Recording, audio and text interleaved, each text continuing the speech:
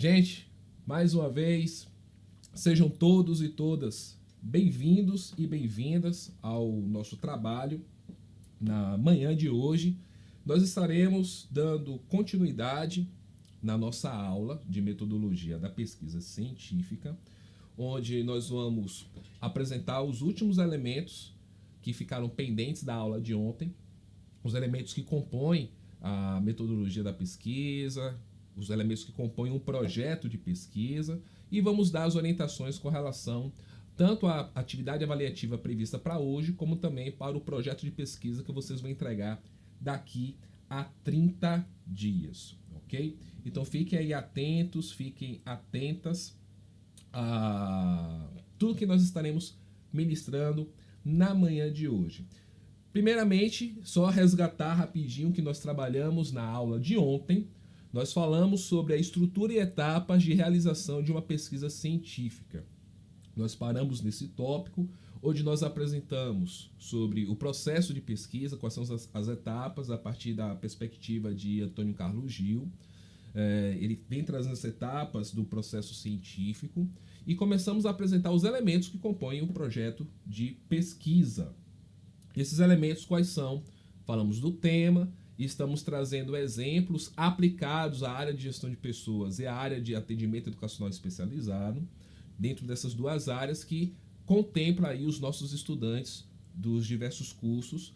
Lembrando que essa disciplina está dentro do cronograma previsto da área de gestão de pessoas, mas nós temos a participação de outros estudantes de outros cursos que estarão participando conosco, fazendo a reposição dessa disciplina, tá bom? Então, para que todo mundo possa compreender e enxergar a aplicação de metodologia da pesquisa científica dentro do seu campo de atuação, os exemplos que nós estamos dando serão dentro desses dois campos de atuação, na área da administração, na área da educação. Então, nós falamos sobre tema e como escolher esse tema, falamos sobre o problema, que é a questão norteadora, que deve conduzir todo o processo de pesquisa. Ele é o nosso alvo de busca de resolução. A partir da questão problema, nós temos o objetivo geral e os objetivos específicos. E a etapa seguinte é a etapa da seleção das fontes de pesquisa. E nós tratamos exatamente sobre a norma da ABNT, que estabelece os critérios para citação. Então ontem nós falamos de citação direta curta, citação direta longa, como ela é feita no nosso corpo do texto, como ela é formatada, como ela deve ser apresentada segundo as normas da ABNT. E falamos sobre citação indireta e citação de citação. E agora nós vamos dar continuidade apresentando para vocês aquela relação, resgatando um pouquinho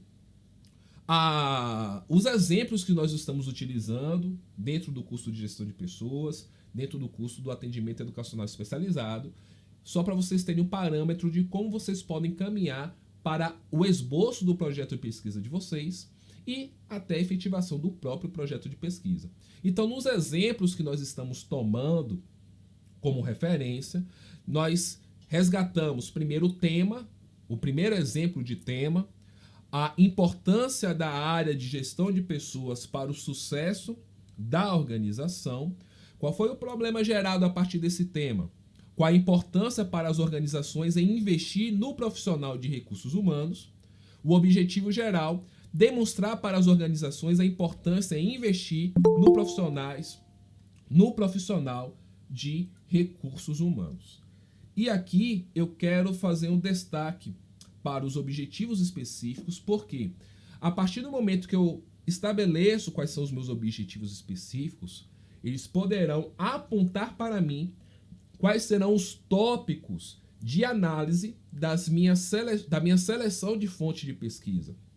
Pensando, inclusive, se for um artigo, se for uma dissertação de mestrado, nos capítulos de fundamentação teórica, quais são os eixos teóricos que nós devemos nos apropriar, nos aprofundar nesse processo inicial de seleção de fontes. Então, os eixos temáticos que nós estamos desenhando para a nossa pesquisa serão os eixos aos quais nós vamos fazer a seleção das fontes de pesquisa. Então nós temos aí resgatando os objetivos específicos dessa simulação de esboço de projeto que nós estamos apresentando para vocês. Então percebam, o primeiro objetivo é compreender a evolução da área de gestão de pessoas, pois a mesma passou por um árduo processo evolutivo. Aqui foi um exemplo que eu extraí de uma produção que daqui a pouco nós vamos apresentar de quem é a autoria dessa produção. Então, logo no primeiro objetivo, que traz essa ideia de compreender, nós temos um eixo temático, um eixo teórico que precisamos entender, que é o aspecto da evolução da área de gestão de pessoas.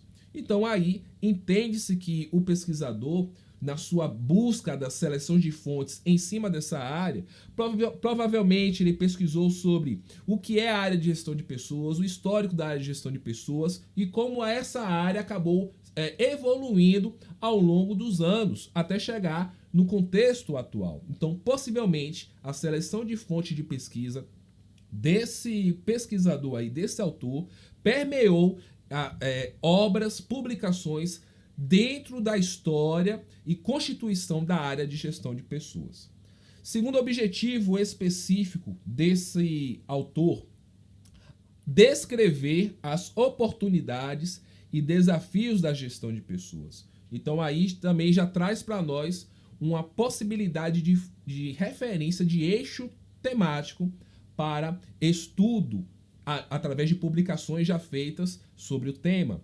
Terceiro objetivo, avaliar o desempenho de funcionários da organização. Aqui um objetivo mais voltado para a pesquisa de campo, mas que a gente pode sim trazer fontes de pesquisa sobre como é um procedimento de avaliação de desempenho na área da gestão de pessoas, nos funcionários que atuam nesse campo de atuação e diferenciar a moderna gestão de pessoas da obsoleta gestão de pessoas. Então aqui já aponta para mim também que esse pesquisador estará trazendo da sua perspectiva bibliográfica, teórica, no seu estudo bibliográfico, na sua pesquisa bibliográfica, essa relação do que é antiga, obsoleta, tradicional perspectiva da área de gestão de pessoas e como ela é vista atualmente e fazer essa correlação, já que aqui indicam a possibilidade de pesquisa de campo, se de fato o desempenho dessa possível organização que ele vai investigar está atuando dentro da perspectiva obsoleta, tradicional, convencional, ou numa perspectiva mais inovadora, mais emancipatória, mais contextualizada para os tempos atuais, para a geração atual. Então, dentro desses objetivos, a gente percebeu que há alguns eixos temáticos que, obrigatoriamente, ele deve pesquisar tudo que já foi publicado recentemente, a nível histórico também, dentro da área de atuação dele. Então, vamos ver agora algumas sugestões de referências.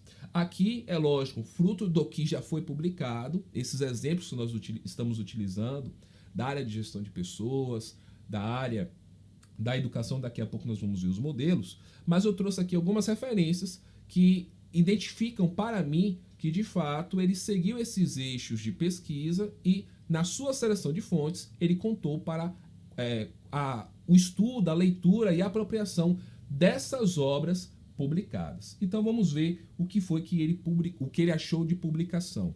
Então, no primeiro eixo aí, que está ligado ao seu primeiro objetivo, nós vemos que ele utilizou a obra de Caldas, Firmo Amorim, Ouriques, com o título Administração de Pessoal ou Gestão de Talentos, um estudo nas administrações públicas do Cariri paraibano. Aí um seminário EAD que foi realizado na área de administração, publicado aí nos seus anais no ano de 2015.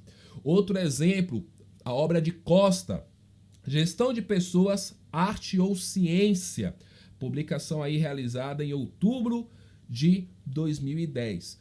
Outro eixo que ele trouxe na sua pesquisa é com relação ao papel da área da gestão de pessoas, o papel da gestão de pessoas. Então vocês podem ver aí obras como o papel do profissional de RH, de Bolgar, um artigo científico aí publicado online no portal rh.com.br. Em setembro de 2002, nós temos Chiavenato, que é um dos principais teóricos na área de recursos humanos, na área de gestão de pessoas, bastante conhecido dessa área. Ele tem aí a obra Como Transformar RH de um Centro de Custo em um Centro de Lucro. E a obra de Santos, Gestão de Recursos Humanos, Teoria e Práticas. Dentro do outro eixo, que é a partir dos objetivos que o pesquisador desenhou para ele, foi o eixo da avaliação de desempenho. Então, em avaliação de desempenho, olha só as obras que ele selecionou. Nós temos aqui Brandão, Gestão de Competências e Gestão de Desempenho, Tecnologias Distintas ou Instrumentos de um Mesmo Construto. Então aí nós temos essa relação do que é de fato competência, do que é desempenho. Será que desempenho é competência? E nós temos aí o conceito de competência como habilidade de mobilizar conhecimentos, a capacidade, na realidade, de mobilizar conhecimentos, habilidades e atitudes para resolução de determinados problemas. Esse é o conceito geral de competência. E muitas das vezes o senso comum nos aponta que desempenho é sinônimo de competência.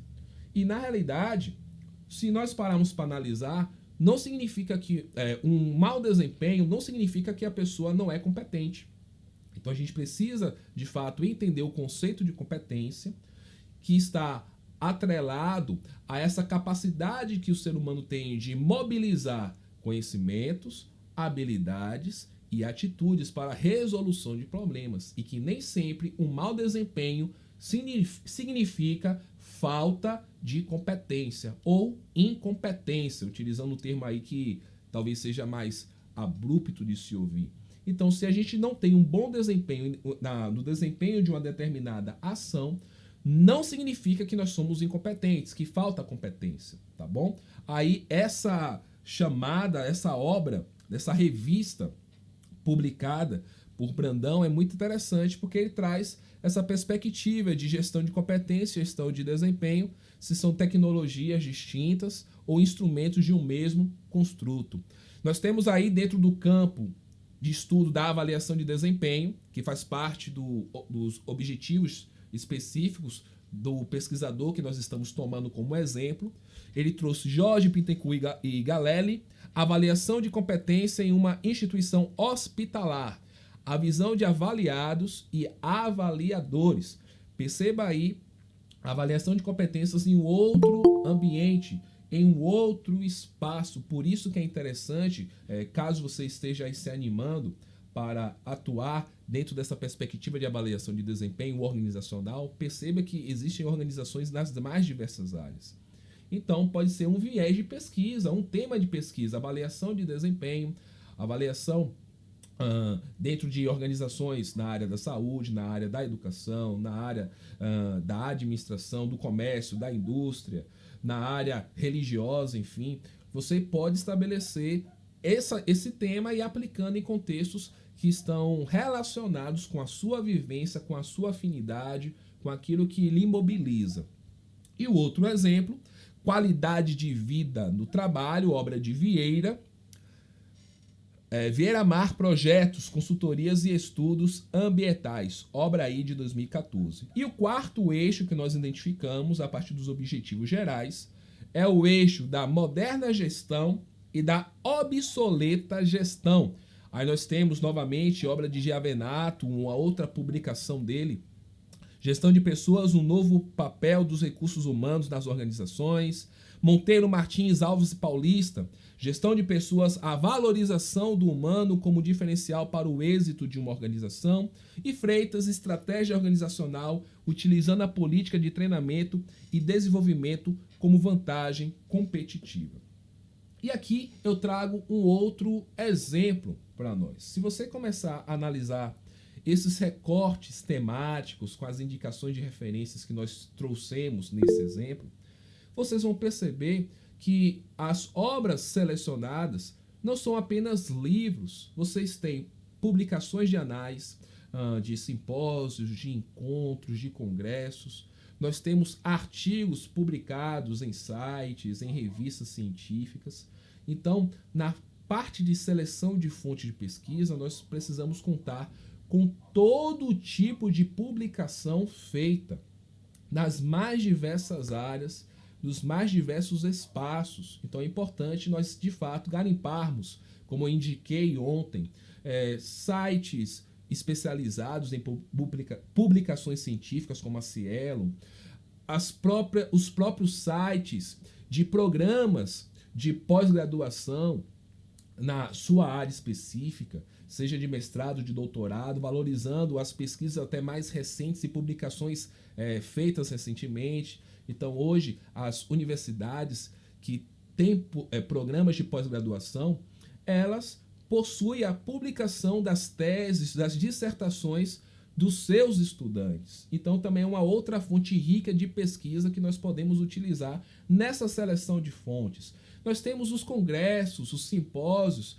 que hoje em dia, principalmente, eles utilizam anais sendo publicados virtualmente. Então, existem sites de diversos congressos realizados, simpósios das organizações, empresas, instituições que realizam esses eventos, sejam eles presenciais ou virtuais, eles acabam publicando os seus anais virtualmente. E nesses anais nós vamos encontrar artigos científicos, resumos expandidos, diversos tipos de comunicação feita nessas apresentações, nessas divulgações de trabalhos científicos. Então, fica aí minha principal recomendação para a seleção de fonte de pesquisa.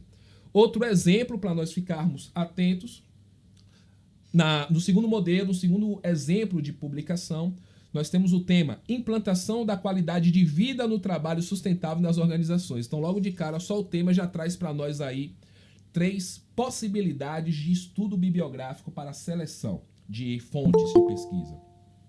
Então, nós temos aí, enquanto problema, quais os efeitos da implantação da qualidade de vida na perspectiva do trabalho sustentável, no desenvolvimento das organizações. Objetivo geral, abordar a importância da qualidade de vida no âmbito das organizações. E aqui os objetivos específicos, onde ele também nos traz os eixos da pesquisa científica que nós podemos trilhar nesse exercício inicial de coletâneas de publicações feitas na área. Então nós temos aí o objetivo específico.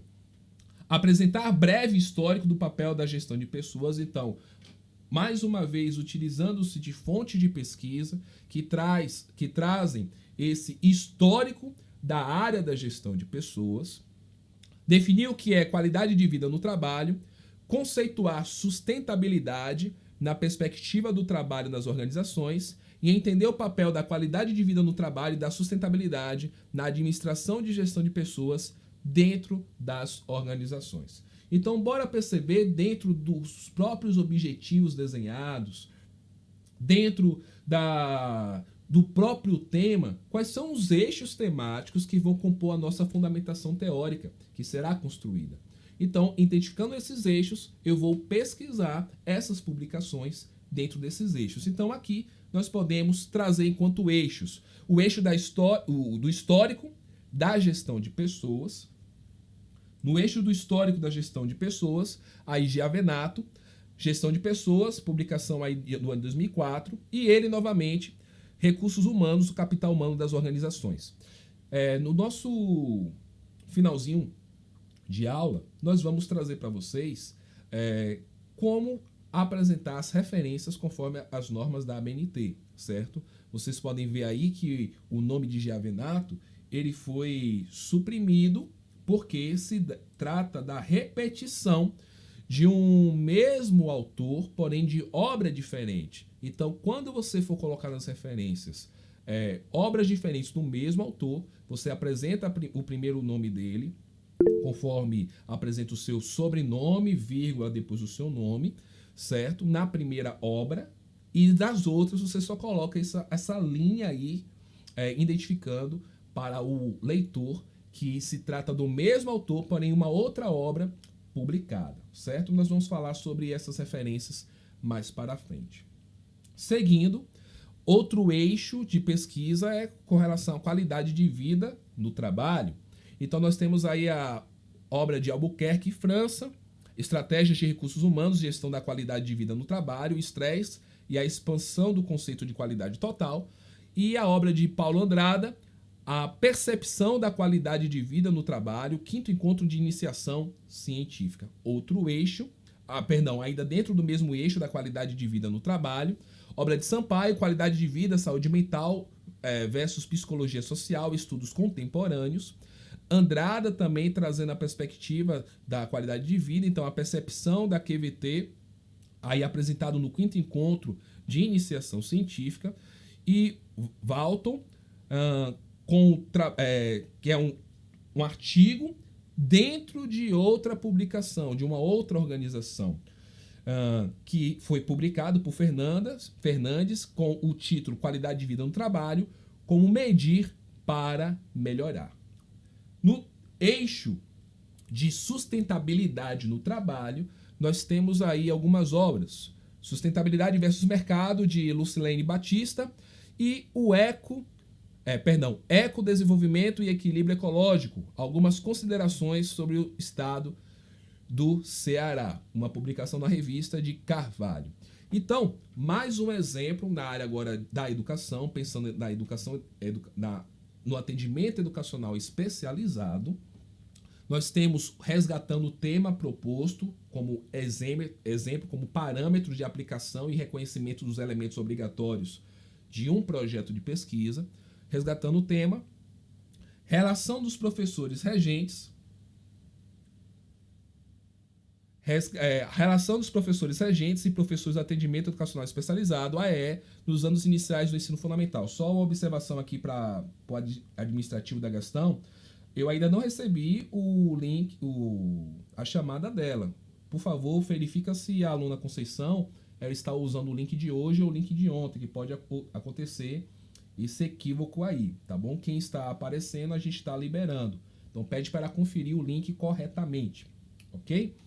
Então, seguindo, o tema, a relação dos professores regentes e professores do atendimento educacional especializado nos anos iniciais do ensino fundamental. Qual foi a questão norteadora para esse tema estabelecido?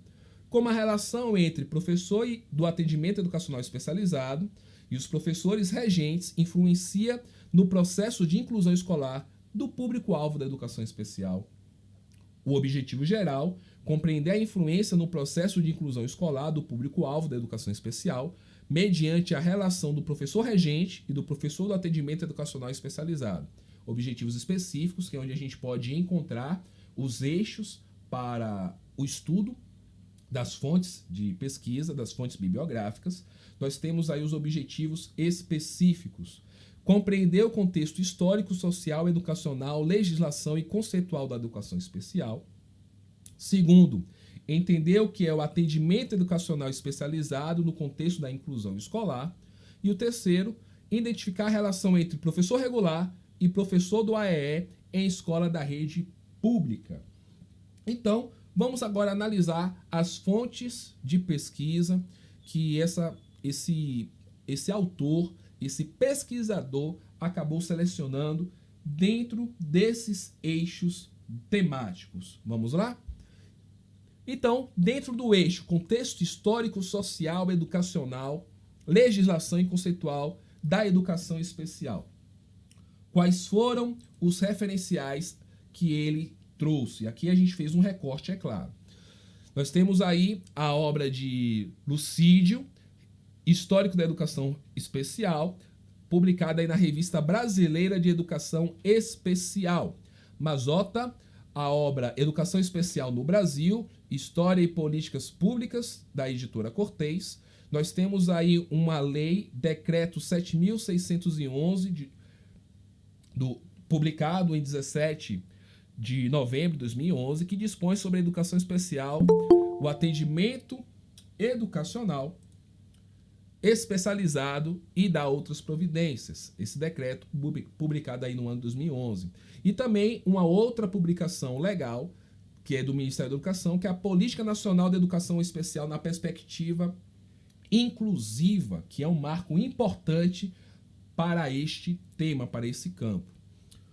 Dentro do outro campo temático, atendimento educacional especializado no contexto da inclusão escolar, Nós temos aí a publicação também do MEC, Manual de Orientação, Programa de Implantação de Sala de Recursos Multifuncionais, além da própria Política Nacional de Educação Especial na Perspectiva Inclusiva, e Mantoan, que traz aí a sua obra, publicada pela Editora Moderna, Inclusão Escolar. O que é, por quê, como fazer. Dentro do eixo relação entre professores, entre professor regular e professor de AEE, nós temos a obra aí de Carvalho, de Rosita, Escola Inclusiva, a reorganização do trabalho pedagógico, da editora Mediação. Então, qual é o procedimento, meus queridos?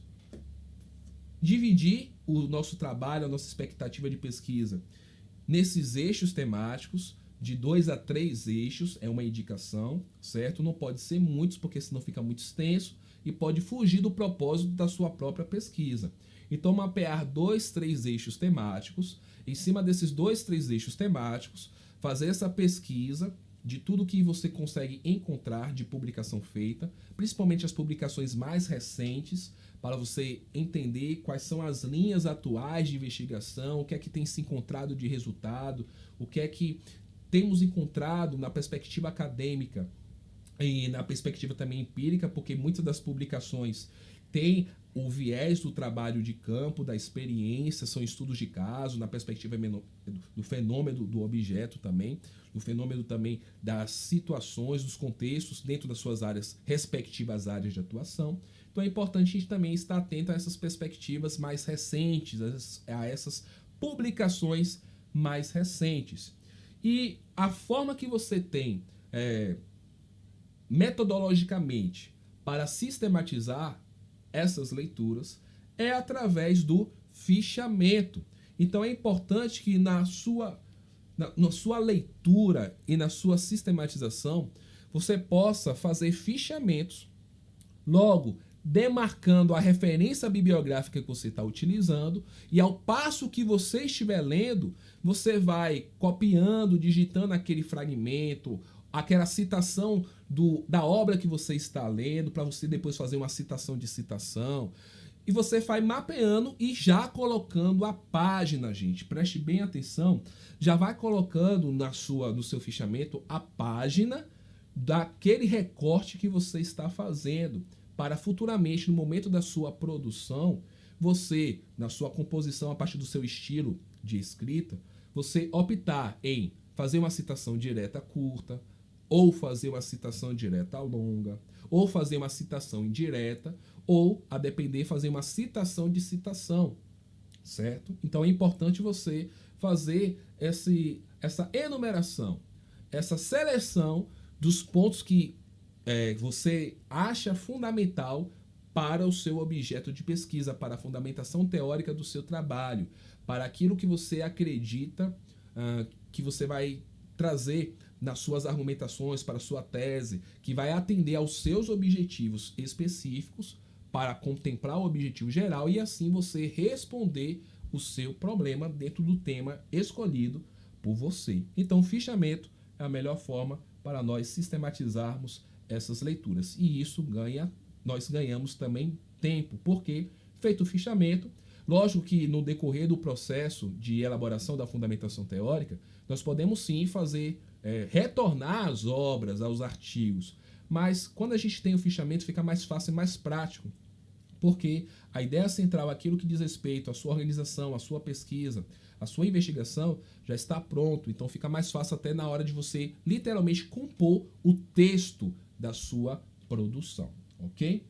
Seguindo, agora nós vamos entrar no aspecto da metodologia, que é um outro nó na cabeça de muitas pessoas e que acaba estressando, preocupando, chateando os investigadores, as pessoas que estão submetendo seus trabalhos para bancas em processo de seleção de mestrado, de doutorado, porque você tem uma ideia, está tudo organizado, mas tudo que você trouxe a nível de tema, de objetivos, não está casado com a metodologia que você referenciou, ou até mesmo a composição da metodologia não está dentro dos aspectos científicos e acadêmicos esperados. Então a gente precisa entender que a constituição da abordagem, da metodologia em um projeto de pesquisa, ela deve conter basicamente a sua abordagem, se essa abordagem ela é quantitativa, qualitativa ou mista. O que quer dizer quantitativa é quando você vai trabalhar puramente com dados estatísticos, com números, com quantificação. O que é a pesquisa qualitativa? É a pesquisa em que você pode até fazer menção de alguns elementos estatísticos, mas o seu foco não é quantificar o objeto. O seu foco é estar trazendo uma reflexão mais de cunho reflexivo, ou de descrição, ou de caracterização, ou de explicação, ou até mesmo de intervenção com os sujeitos da pesquisa, com a população, com o foco do seu trabalho. Ou até mista, que há casos que você pode sim trabalhar com enfoque misto, tanto quantitativo, dados estatísticos, como também com essa abordagem mais qualitativa. Depois de estabelecida a abordagem, se ela é quantitativa ou qualitativa ou mista, qual é o tipo da pesquisa? Lembra dos 3 tipos de pesquisa que eu trouxe na nossa aula?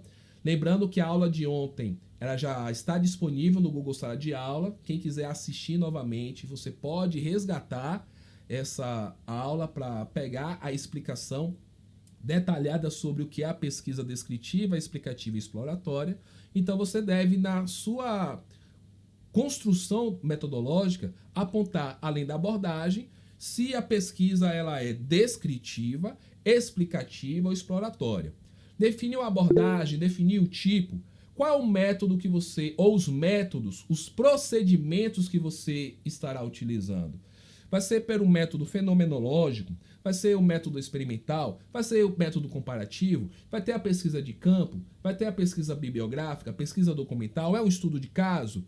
Enfim, quais são os métodos ou um método que você vai utilizar, qual é o procedimento que você vai adotar para atingir os seus objetivos e responder a sua questão norteadora dentro do tema que você escolheu.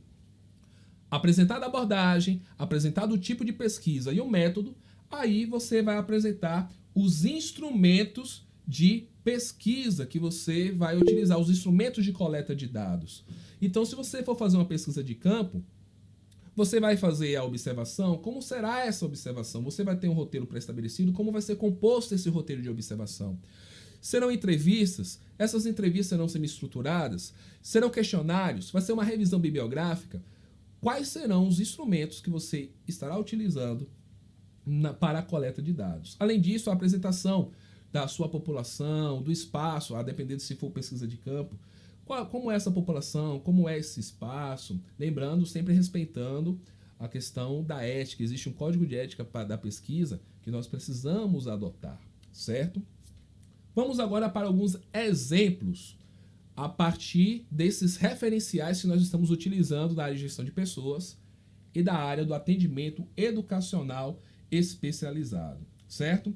Sim, Conceição, a aula de hoje também vai ser disponibilizada, certo? A gente está gravando essa aula e a gente vai disponibilizar ela lá no nosso Google Sala de Aula, sempre para as possíveis consultas, tá bom? Então, vamos aí para os nossos exemplos. Nós temos aí no primeiro exemplo, resgatando, então sempre eu resgato o tema, o problema, o objetivo geral e os específicos, porque são eles que devem direcionar também, apontar a nossa metodologia. Principalmente quando a gente compõe os objetivos, o objetivo geral e os objetivos específicos. Então preste bem atenção como essa pessoa, esse pesquisador, organizou o seu tema, o seu problema, o seu objetivo geral e os seus objetivos específicos. Só em ler isso daí, já vamos ter indícios da sua metodologia, tá bom? Vamos lá. Tema: a importância da área de gestão de pessoas para o sucesso da organização. A importância da área de gestão de pessoas para o sucesso da organização. Problema: qual a importância para as organizações em investir em um profissional de recursos humanos? Objetivo geral: demonstrar para as organizações a importância em investir no profissional de recursos humanos.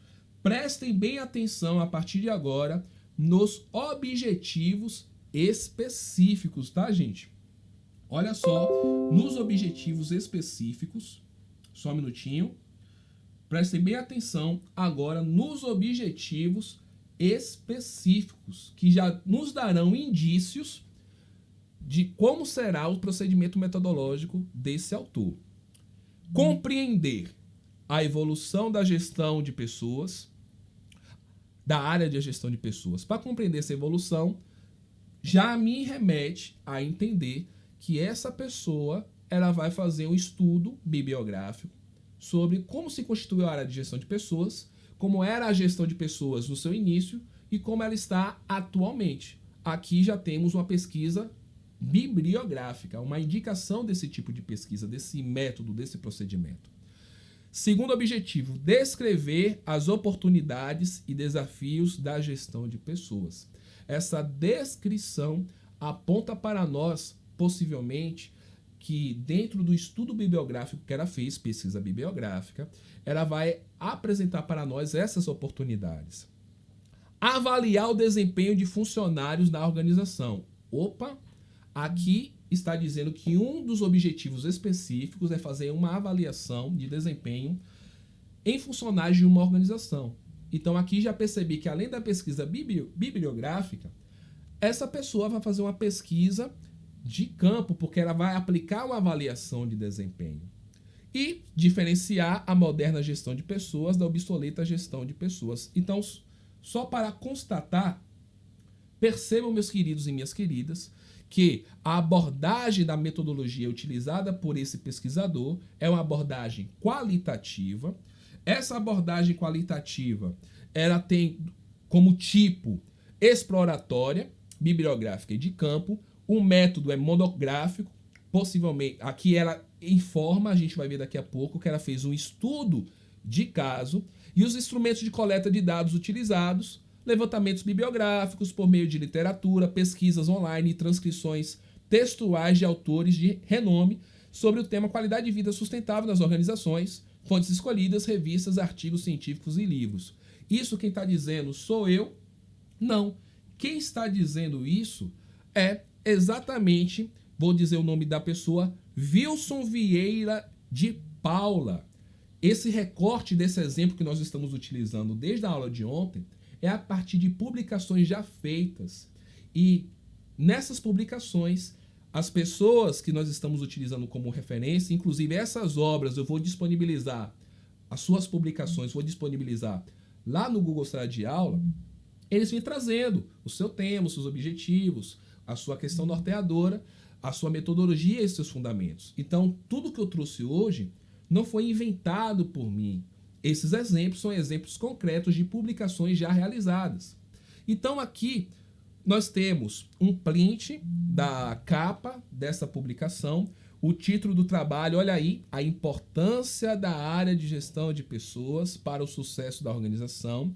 Esse trabalho foi realizado, publicado através do 12º Congresso Nacional de Excelência em Gestão e terceiro, Inovar-se, Responsabilidade Social Aplicada, realizada aí no ano 2016, nos dias 29 e 30 de setembro. E os autores, Wilson Vieira de Paula e Júlia de Mendonça Nogueira. Olha só, dentro do artigo dessa publicação, o que eles colocaram como metodologia. Com o intuito de comprovar a importância do profissional da área de gestão de pessoas para o sucesso da organização, foi realizada, aqui nós temos erros, então eu também trouxe esse tipo de exemplo para a gente também tomar cuidado com a revisão textual, viu, gente? Precisamos tomar cuidado com a revisão textual quando a gente está publicando algo, desde o projeto de pesquisa até a própria produção, seja um artigo científico, um resumo, uma monografia. Precisamos tomar cuidado com essa redação, que pode acontecer no nervosismo, a gente está digitando, está tão focado na argumentação e a gente acaba deixando passar esses errinhos, mas que no processo de avaliação eles contam, viu, gente? Então, tomem bastante cuidado na revisão ortográfica, gramatical, a de formatação dos seus textos, das suas publicações, porque isso também pesa na avaliação. Então, voltando aqui, então foi realizada uma pesquisa bibliográfica e uma pesquisa de campo. Olha aí os indícios que nós encontramos a partir dos objetivos específicos que nós destacamos anteriormente. É uma pesquisa de campo numa empresa no setor hospitalar no município do Rio de Janeiro. Através da pesquisa bibliográfica, foi possível analisar os conceitos e as novas formas de se administrar pessoas. Para a pesquisa de campo, foi aplicado um questionário com 12 perguntas para 7 colaboradores, com base na pesquisa bibliográfica e nos artigos científicos sobre motivação, qualidade de vida no trabalho e sobre administração de pessoas no setor administrativo da organização. Vamos para o segundo exemplo, para nós observarmos a sua metodologia. Relembrando o segundo exemplo. Seja bem-vindo, Gleison. Segundo exemplo, implantação da qualidade de vida no trabalho sustentável nas organizações. Problema: quais os efeitos da implantação da qualidade de vida na perspectiva do trabalho sustentável no desenvolvimento das organizações. Objetivo geral: abordar a importância da QVT das organizações e objetivos específicos. Olha só os objetivos específicos, a partir dele tem como a gente inferir quais são os métodos utilizados. Apresentar breve histórico do papel da gestão de pessoas nas organizações. Então, possivelmente aí nós temos um objetivo voltado para a pesquisa bibliográfica. Definir o que é qualidade de vida no trabalho. Conceituar sustentabilidade, ou seja, até agora esses 3 objetivos, todos focados em pesquisa bibliográfica. Conceituar sustentabilidade na perspectiva do trabalho nas organizações e entender o papel da qualidade de vida no trabalho e da sustentabilidade na administração de gestão de pessoas dentro das organizações. Vamos ver, de fato, qual foi a metodologia utilizada por esse autor? Acompanhe comigo.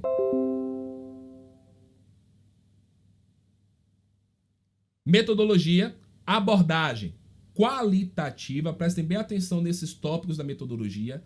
Abordagem qualitativa, tipo de pesquisa descritiva, já que ele vai descrever o que é a qualidade de vida no trabalho, trazer esse histórico dessa evolução, então é uma pesquisa descritiva.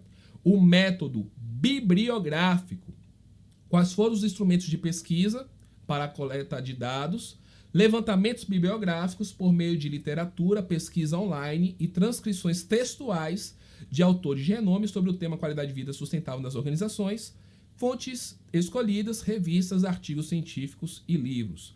Essa publicação é de Maria de Fátima de Souza Carvalho. O título do seu trabalho, Gestão de Pessoas, implantando qualidade de vida no trabalho sustentável nas organizações. Essa obra também eu vou disponibilizar no nosso Google Sala de Aula, na nossa turma do Google Sala de Aula. O presente artigo tem por finalidade abordar a importância da qualidade de vida no trabalho das organizações. E aí nós temos o seu resumo, que traz esses elementos, onde ele apresenta também a perspectiva das bibliografias pesquisadas e aqui as suas palavras-chave no seu resumo: gestão de pessoas, qualidade de vida no trabalho e sustentabilidade. Vamos para o tópico logo da metodologia, para nós ganharmos um pouco de tempo. O presente artigo foi desenvolvido através de levantamentos bibliográficos por meio de literatura, pesquisas online e transcrições textuais de autores de renome sobre o tema qualidade de vida sustentável nas organizações. Foram pesquisados revistas, artigos científicos e livros. Isso aí estabelecido pela autora desse trabalho.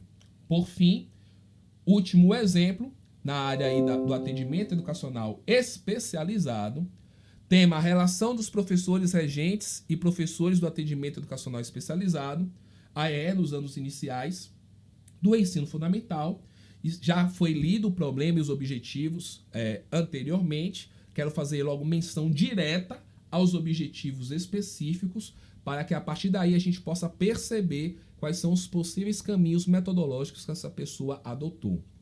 Compreender o contexto histórico, social, educacional, legislação e conceitual da educação especial, ou seja, pesquisa bibliográfica e documental. Entender o que é o atendimento educacional especializado no contexto da inclusão escolar. Esse entendimento pode ser tanto pelo viés da pesquisa bibliográfica, ou de um estudo de caso, ou pesquisa de campo. Terceiro, identificar a relação entre professor regular e professor do AEE em escola da rede pública. Então, aqui o terceiro objetivo específico já traz para mim a menção de que provavelmente essa pessoa estará utilizando pesquisa de campo. Vamos seguir. Na metodologia, aqui nós encontramos, lembrando, trazendo a abordagem qualitativa, tipo de pesquisa, o objetivo exploratória, o método, que é o procedimento pesquisa bibliográfica e de campo, e os instrumentos utilizados por esses autores, levantamento bibliográfico, aplicação de entrevistas semi-estruturadas. Esse trabalho realizado pertence a Jennifer Simão Santiago e Sinara Lino Colonetti, publicado na revista do curso de graduação de pedagogia da Unesc. E aí o tema do trabalho, a relação dos professores regentes e professores do atendimento educacional especializado nos anos iniciais do ensino fundamental no município de Criciúma. Tá aí a obra e vamos ver a abordagem. Eu só vou fazer os recortes para nós pouparmos o nosso tempo, mas para vocês perceberem que na composição da metodologia deste trabalho, ela apresentou a abordagem como qualitativa, preste bem atenção aí. Então ela vem trazendo, vem argumentando sobre a sua metodologia. A primeira coisa que ela apresenta é a abordagem. Além de apresentar a abordagem, percebam que o tempo todo ela traz fundamentações sobre a abordagem, o tipo da pesquisa. Então percebam que quando ela explica que elas explicam que trouxe a abordagem da pesquisa qualitativa, ela trouxe aí a citação de Robert Stake, explicando o que é e o porquê da abordagem qualitativa. Mais à frente, elas trazem com relação ao objetivo da pesquisa. Então, o objetivo é exploratória. Assim que ela definiu como pesquisa exploratória, ela trouxe um autor na área de metodologia, que foi Andrade, fundamentando por que a sua pesquisa ela é exploratória. Além disso, ela traz aí a abordagem dos procedimentos técnicos, que foi a pesquisa bibliográfica e a pesquisa de campo. E, mais uma vez, fundamentando o que é a pesquisa bibliográfica, a pesquisa de campo, no caso aí Lakatos e Marconi, definindo o que é a pesquisa bibliográfica, e mais à frente ela define o que é a pesquisa de campo. Mais à frente, no texto da sua metodologia, ela trouxe aí a seleção dos seus instrumentos de pesquisa, que foi a entrevista semi-estruturada, certo? Seguindo, aí ela traz também como foi a abordagem da análise de dados do seu material, que utilizou como referencial está junto, paralelo, casado com referencial teórico, ou seja, com a sua pesquisa bibliográfica realizada, que dá sustentáculo a toda a pesquisa. Então, essa parceria, essa união, essa junção entre pesquisa bibliográfica, pesquisa de campo, fundamentação teórica, que dá o corpo da pesquisa e o que a define de fato como um trabalho acadêmico. Nosso penúltimo elemento, e depois nós vamos para as explicações das nossas produções, da atividade avaliativa de hoje e do projeto de pesquisa, tá bom? Cronograma. O cronograma é um elemento obrigatório também no projeto de pesquisa. Atenção, no projeto de pesquisa. No esboço vocês não vão fazer o cronograma, tá bom? Mas no projeto de pesquisa, ele é um elemento obrigatório. Então, neste item, o pesquisador elabora um roteiro com datas e afazeres. Tem o objetivo de organizar o trabalho e a ser realizado. Deve também estar atento aos prazos estabelecidos pelas instituições de pesquisa. Então, a dica que eu vou dar para vocês serve também para todos aqueles e aquelas que pretendem ingressar, dar continuidade na sua formação acadêmica a nível de mestrado e doutorado. Então, quando você compõe um projeto de pesquisa para submeter a uma avaliação a uma banca, esteja observando, dentre os outros elementos que eu já trouxe anteriormente, quais são os prazos estabelecidos no programa de pós-graduação, certo? No nosso caso, no nosso curso de especialização, quais são os prazos estabelecidos? Lembrando que não é o prazo para construir o projeto de pesquisa, é o prazo para a realização da pesquisa como um todo, desde a confecção do projeto de pesquisa, a sua revisão, até o processo de pesquisa devidamente realizado, chegando, culminando na produção textual e publicação do seu trabalho. Então, a pesquisa é todo esse processo. Então, o cronograma deve prever tudo isso, da elaboração do projeto de pesquisa até a entrega do TCC, a sua publicação e a sua defesa, tá bom? Então, um parâmetro inicial é você, no nosso caso aqui na instituição, pegar o nosso próprio cronograma da disciplina. Lógico que todo projeto de pesquisa ele pode ser revisto, o cronograma ele pode ser readaptado de acordo com as demandas, de acordo com tudo aquilo que pode ocorrer no futuro. Mas é importante que o cronograma esteja presente para nós nos organizarmos no tempo e montarmos um plano de ação em cima das próprias propostas que nós estamos nos colocando. É uma forma da gente também de gerenciar o nosso trabalho de pesquisa para nós não perdermos tempo e não perdermos os prazos. Então, uma referência que eu sugiro para vocês é utilizar o próprio calendário da disciplina. Então, por exemplo, no nosso curso de gestão de pessoas, aí da turma 2, nós estamos aí no dia 28 e 29 de agosto, com essas aulas remotas. Então, para as pessoas que estarão conosco, eu serei o seu orientador a princípio, está previsto o seu orientador de vocês. Então, nosso processo de construção do TCC vai se dar a partir de novembro, dezembro e fevereiro de 2021. Então, quando vocês montarem o projeto de pesquisa, vocês já vão pensar aí que até fevereiro de 2021 é o prazo que vocês estarão defendendo o TCC de vocês. Então, quando montarem o cronograma, vocês estarão observando esse prazo que vocês têm. Por isso que nós precisamos tomar cuidado com relação à abordagem que nós vamos utilizar, a metodologia utilizada, se teremos pesquisa de campo, se haverá tempo hábil para a seleção do espaço, a testagem dos instrumentos e a aplicação dos instrumentos, o recebimento dos dados, o tratamento desses dados e a sistematização desses dados obtidos. Então, tudo isso a gente tem que estar observando dentro do tempo que nós temos para o cumprimento de uma etapa. E vocês também devem observar esses prazos das outras instituições, caso alguém queira aí realizar seleções a nível de mestrado, a nível de doutorado, a nível de programas de pós-graduação em outros níveis, tá bom? Então, a partir desse exemplo, isso vale também para todos os cursos, tá? Eu trouxe gestão de pessoas como uma referência. Aí nós temos essa tabelinha, que é um exemplo de cronograma bem básico, onde nós temos aí a apresentação, a organização das etapas, das ações, que vão aí desde a elaboração do projeto de pesquisa até a entrega do TCC. Nesse exemplo de cronograma, vocês podem perceber que tem mês 1, mês 2, mês 3.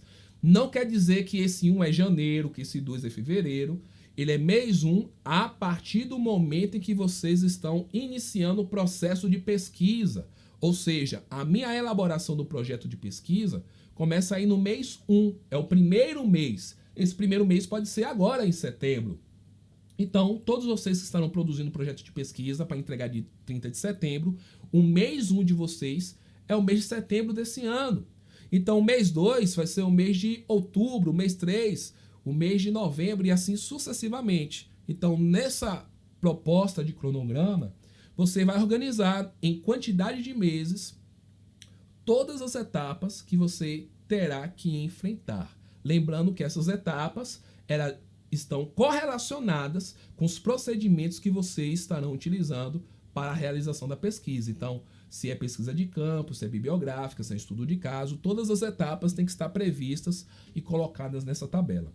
No esboço do projeto de pesquisa, vocês não precisam colocar o cronograma.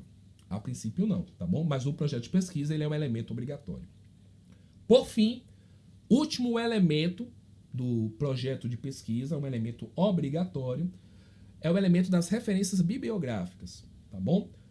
apresentadas as referências bibliográficas, essa referência, nós vamos apresentar para vocês como será a nossa atividade avaliativa de hoje, tá bom?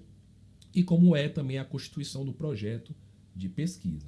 Então vamos lá. Referência bibliográfica. São as listas, é a lista final de obras utilizadas para a fundamentação da pesquisa. Desde a parte do referencial teórico, da fundamentação teórica, como também da fundamentação que você utilizou para a construção da sua metodologia, tá bom? Da sua pesquisa. E essas referências, essa lista de referências, precisam estar organizadas conforme a norma da ABNT número 6023, a mais recente publicada é do ano de 2018, tá bom? E nós vamos aqui passear por essas normas. Só um detalhe, nós disponibilizamos para vocês lá no Google Sala de Aula as principais normas que vocês precisarão obedecer da ABNT para a construção do seu projeto de pesquisa. Então vai estar lá a norma sobre o próprio projeto de pesquisa, segundo as normas da ABNT, como ele deve ser composto. A norma da ABNT para citações, que nós trabalhamos na aula de ontem. E a norma da ABNT para referências. No módulo também da nossa disciplina, possui essas normas bem sistematizadas. Então, caso vocês não queiram consultar a própria norma, você pode consultar a síntese dessas normas no nosso módulo da disciplina, tá bom? Vamos às referências. Então, aqui nós temos o primeiro exemplo, preste bem atenção.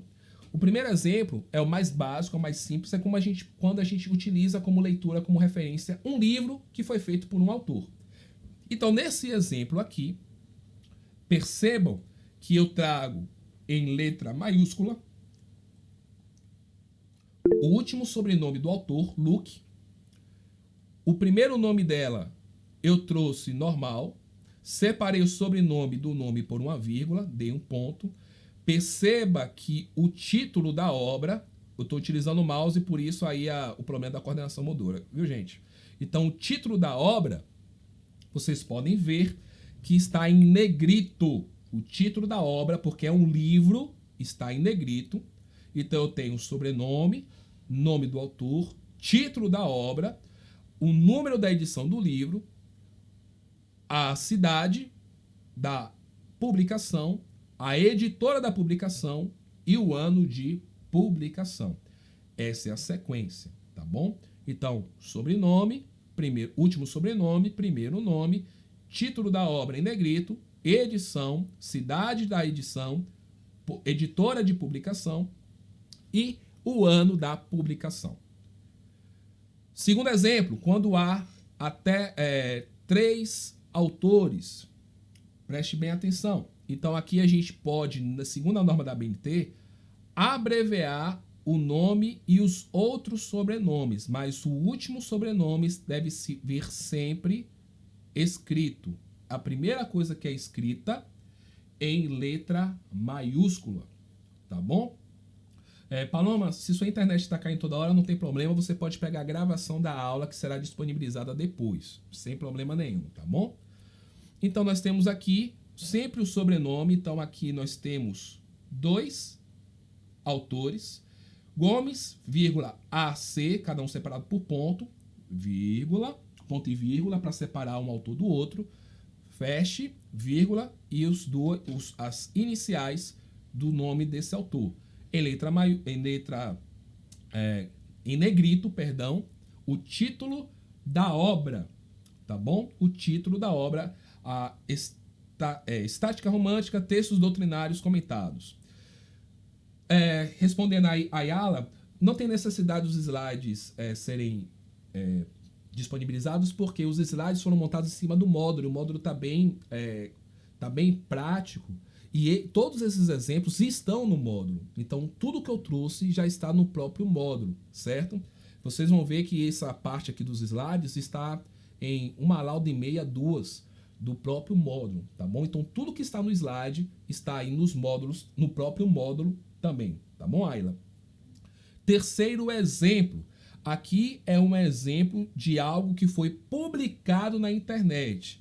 Então, a primeira parte que nós podemos ver aqui, ó, segue as regras anteriores. É mais de um autor, então o último sobrenome destacado em caixa alta, a abreviação do restante do nome deles, separando autores sempre por ponto e vírgula. O nome deve estar em negrito da obra. Aí vem as demais informações. Rio de Janeiro, editora Fiocruz, 1994. E como é uma obra que foi retirada da internet, preste bem atenção. Aqui nós temos disponível em 2 pontos o endereço completo de onde você baixou a obra.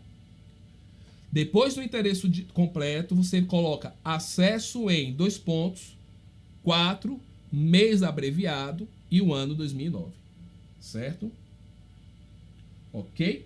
Então aqui nós temos essa organização. Luana pergunta: o primeiro exemplo é o Ateleia, autor, título, edição, local, editor e ano. Exatamente.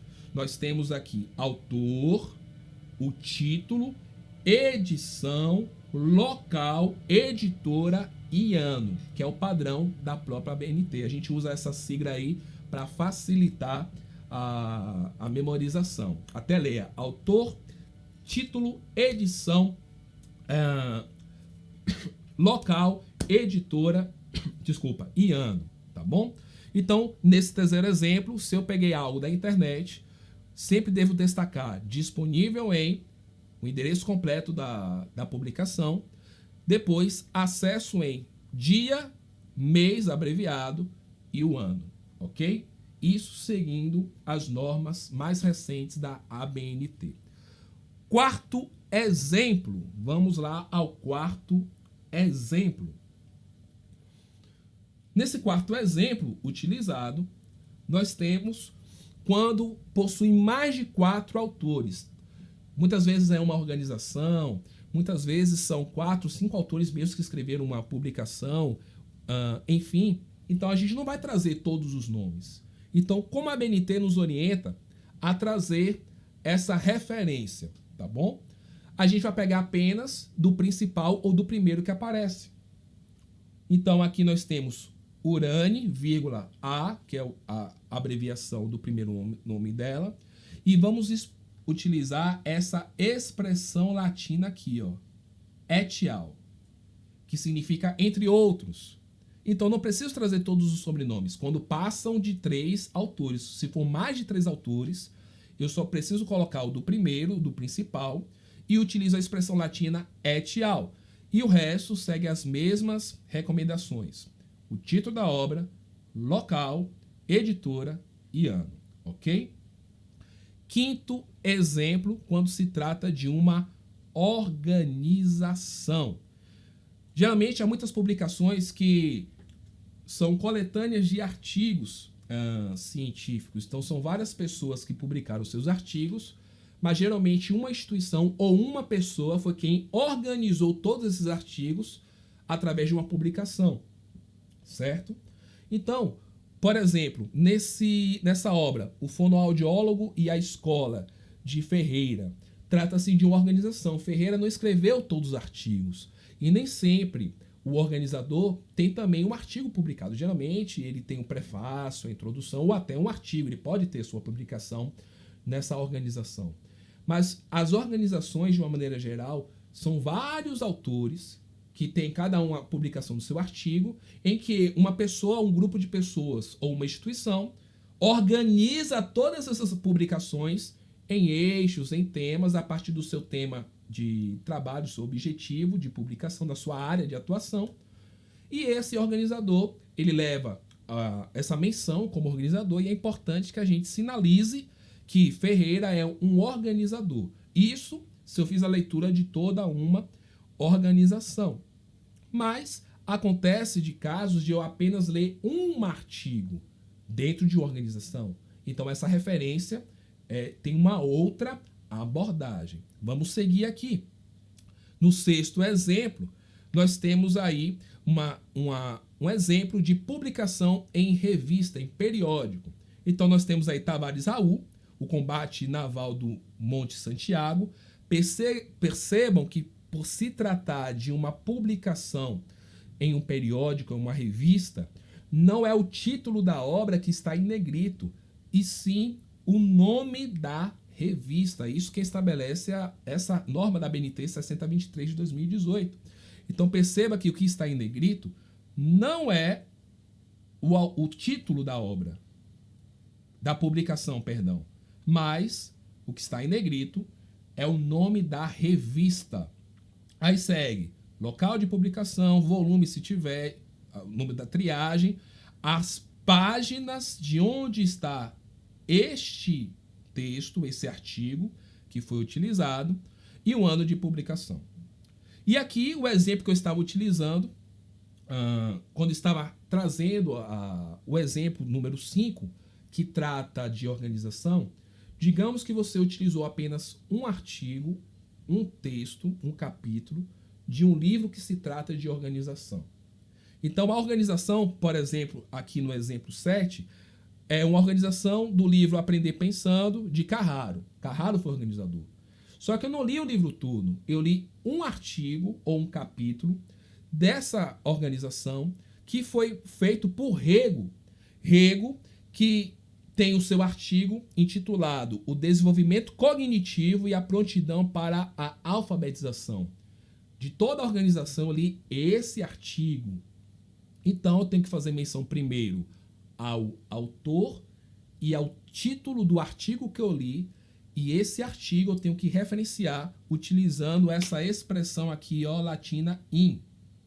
Ou seja, em Carraro, t.n, entre parênteses, org, aí eu trago o título da obra dessa organização. E aí segue também edição, local, editora, e nesse caso é obrigatório, como estou trazendo um artigo de uma organização, no final eu apresento onde estão as páginas, onde está localizado, em quais páginas está localizado esse artigo de Rego, Desenvolvimento Cognitivo e a Prontidão. Finalizando, meus queridos e minhas queridas, quais são as principais normas da BNT que nós precisamos seguir na construção de um projeto de pesquisa? Essas normas, como eu falei, elas estão sistematizadas no módulo e estão também disponíveis no próprio Google Sala de Aula que eu disponibilizei na manhã de hoje. Primeira norma da BNT que a gente precisa seguir é a norma 10.520, que trata de citações em documentos. A segunda norma, 6023 de 2018, que trata das referências, como elaborar essas referências, que foi esse último elemento que eu trouxe para vocês. E a última referência importante que nós precisamos, a gente deve estar observando, é a norma 15.287, que apresenta para nós os critérios de elaboração e apresentação de um projeto de pesquisa. São essas 3 normas da BNT que nós precisamos observar, e foram elas que eu utilizei para a montagem da nossa aula de ontem e de hoje, ok? Vamos agora entender o que é que vocês farão para entregar daqui a 30 dias, no dia 30 de setembro, tá bom? Qualquer momento vocês podem me interromper. E feita essa apresentação, eu encerro essa aula.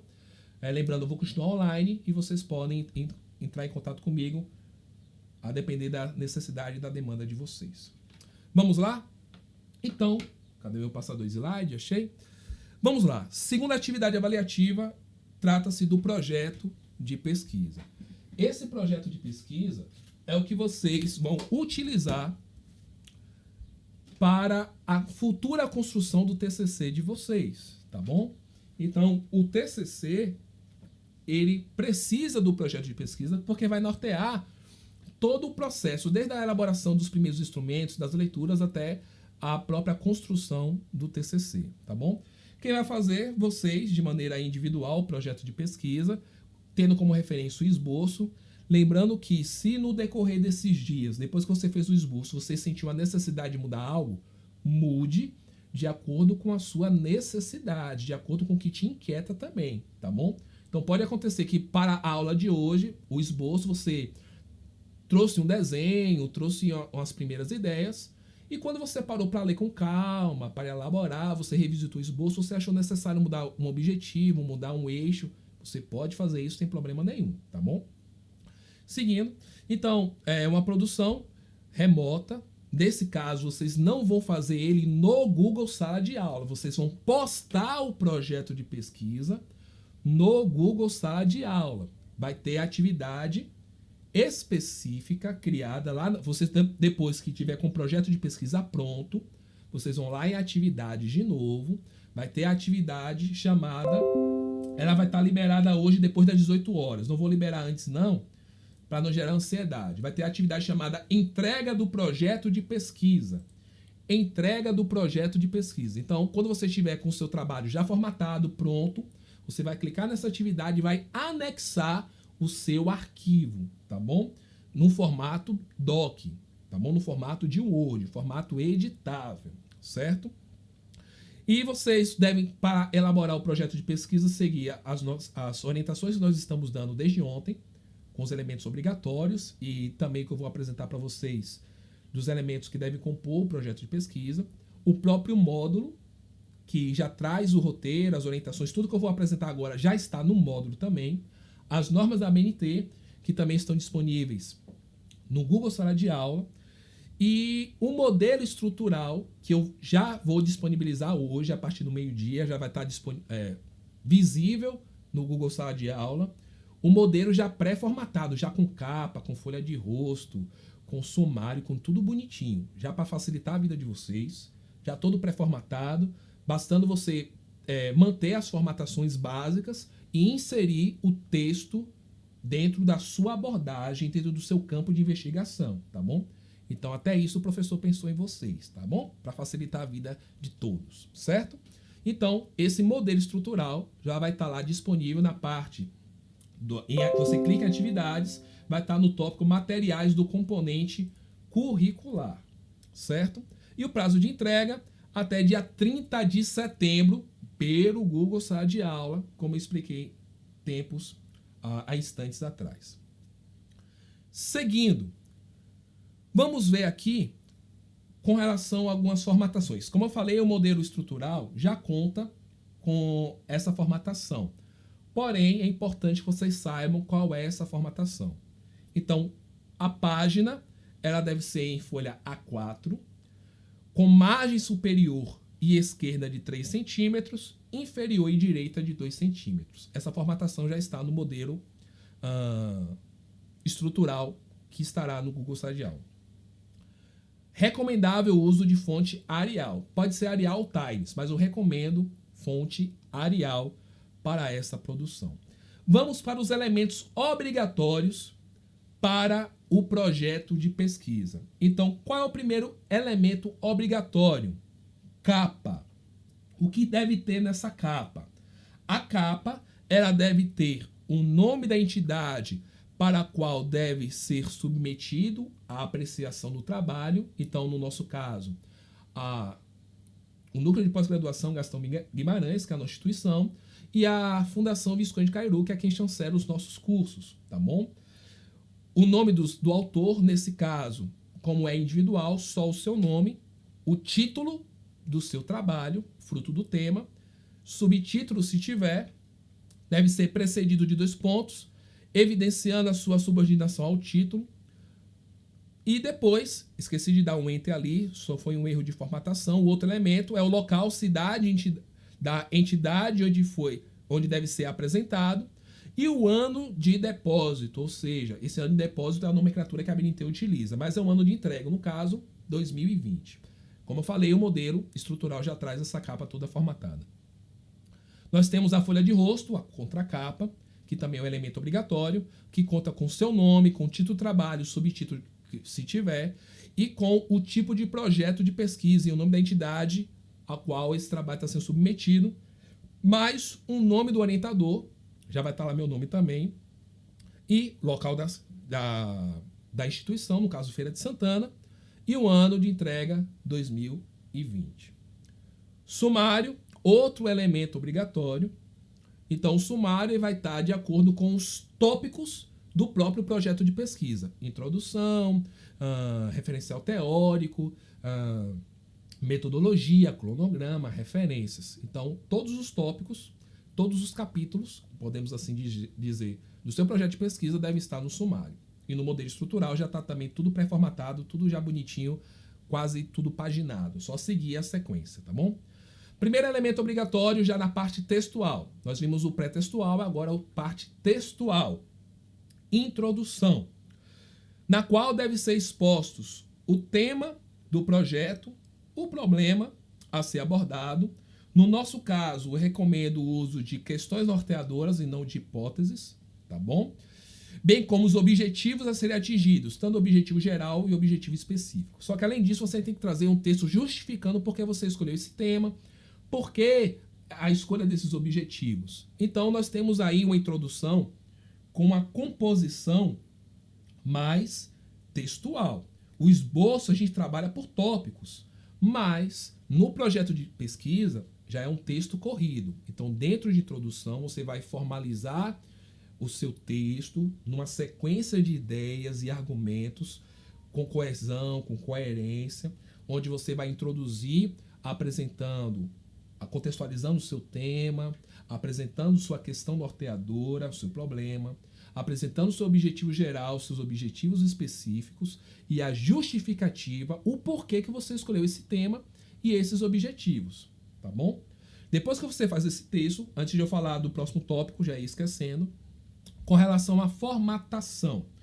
No que diz respeito à formatação, você deve usar, recomendo a fonte Arial, tamanho 12. O título Introdução deve ser escrito todo em maiúsculo e em negrito. O corpo do texto deve ter espaçamento entre linhas de 1,5. O texto deve ser todo justificado. E para cada parágrafo, nós devemos dar um recuo aí de primeira linha de 1,25, tá bom? Isso também já está pré-formatado, ok?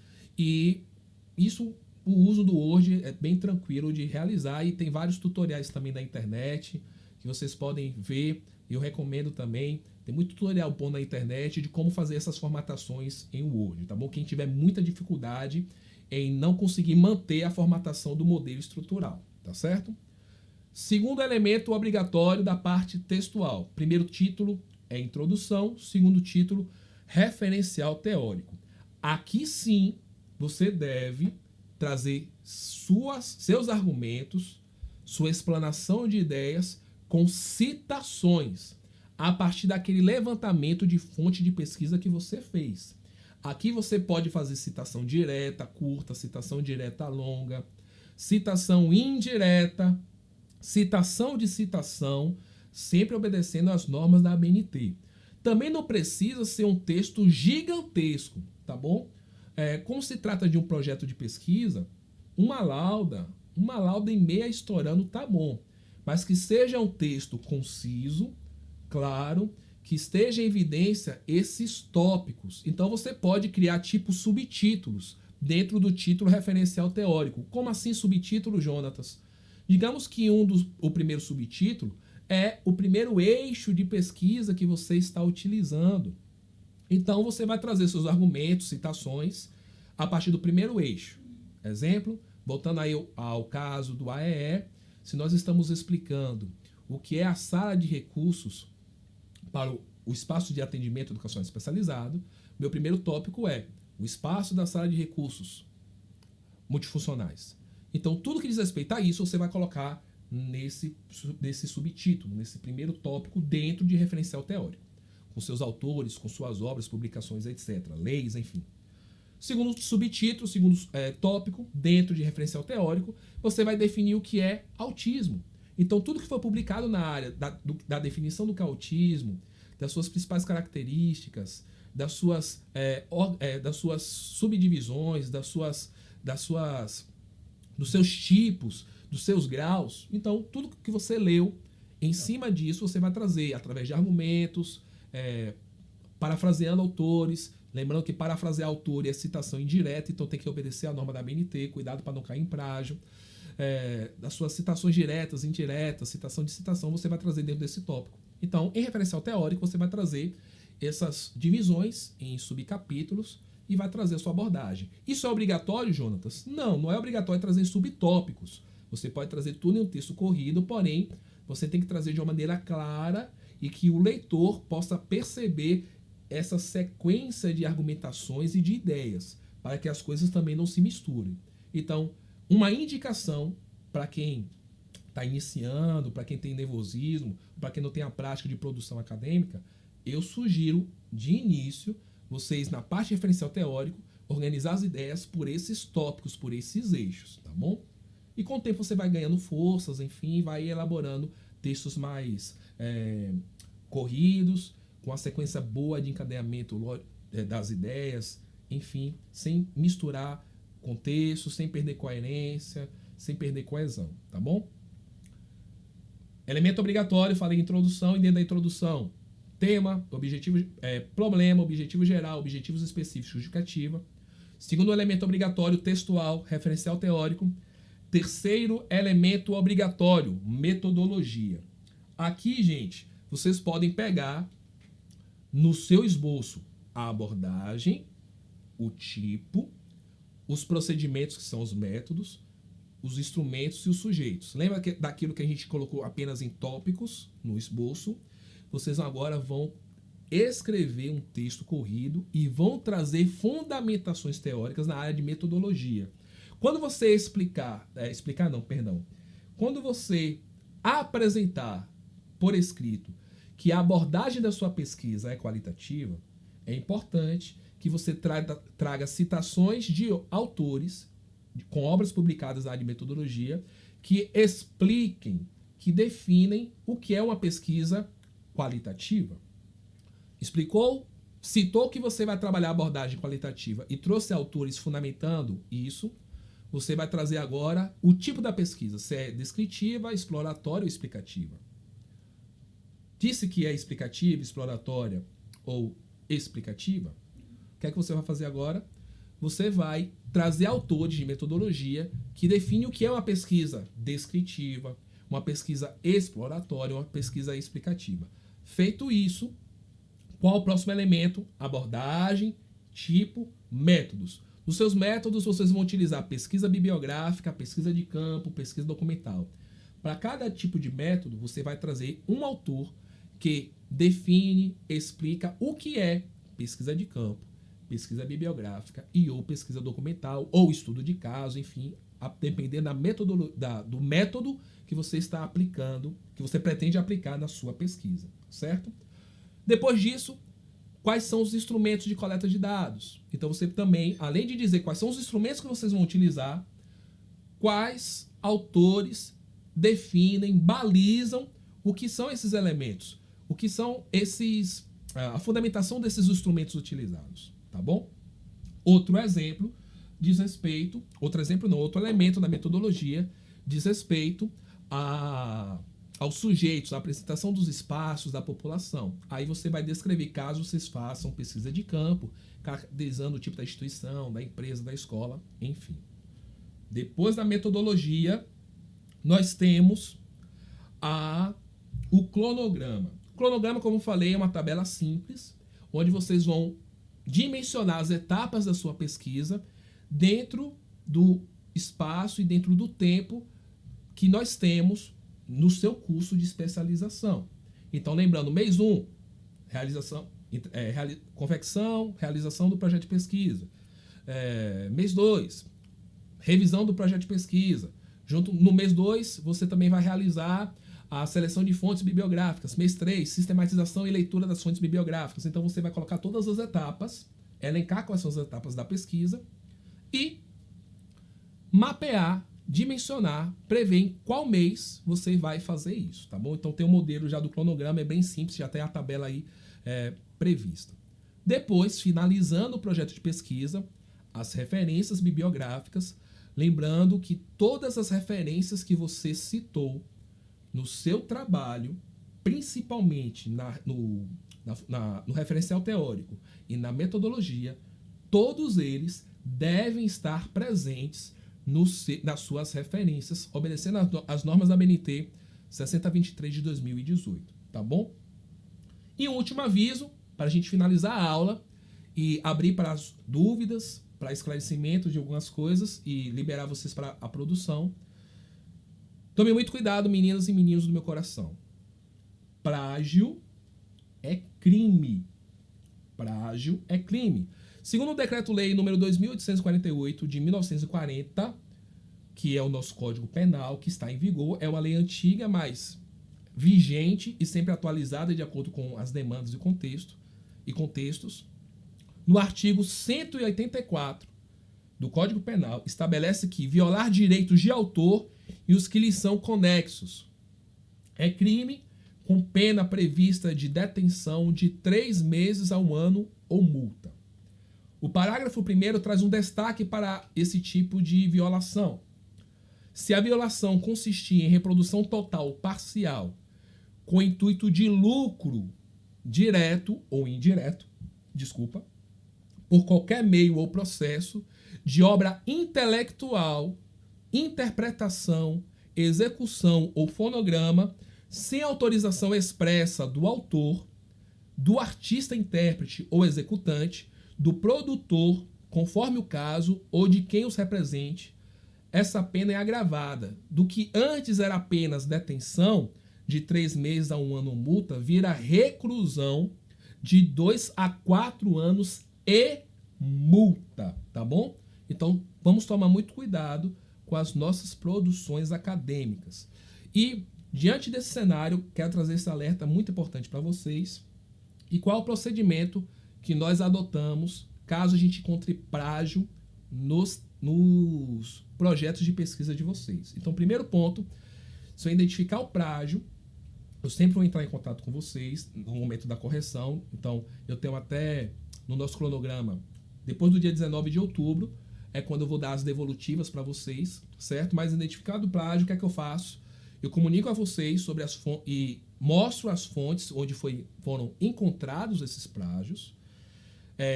Você será zerado, recebe 0 nesse trabalho acadêmico, e recebendo 0, automaticamente você é reprovado, certo?